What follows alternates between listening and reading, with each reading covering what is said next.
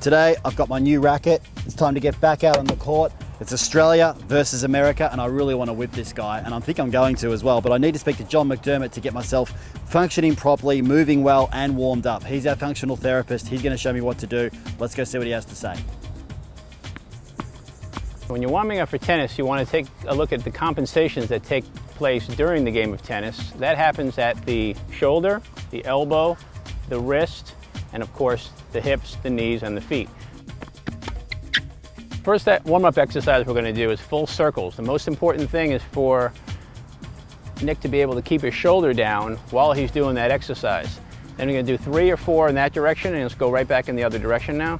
We're going to go 3 and 4 in the other direction. Now let's do a few going across the body this way. So I'll stand over here, and you're going to go straight across the body, and this is called the funnel plane. Next area we're going to look at is the elbow.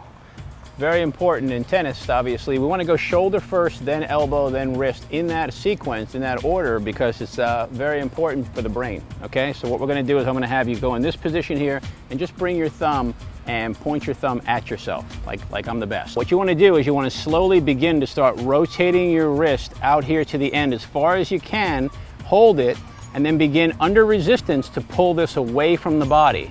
Go as far as you can, hold that position. Then what you want to do is you want to come here, turn it over, pull it back, and come back to the original position. Hit yourself in the head, okay? Yeah, I can really feel it warming up. Yeah. Shoulder, elbow, Exactly. even the wrist that little bit with the racket. Yeah. Definitely, yeah. So now we want to work wrists. Now, the wrist, just like anything else, we're going to start with what we call flexion and extension, okay? These two motions of the wrist, and we're looking to open up this joint and this joint, as well as here and here, right? Those 4 points right there. And I can do this with the racket or without. If I hold the racket, I'm really looking to draw my wrist around the racket, not my racket around the wrist. Big difference there. Coming up, you're creating more space. Coming down, you're creating less space on this side, but more space on that side. Last one for the wrist is lateral deviation. When we're here, we're going to drive the wrist all the way out like this. Again, decreasing space on this side, increasing space on this side. But if you pull this up, now all this is going to get stretched, okay? And then when you push it back down again, you just drive straight down toward the floor.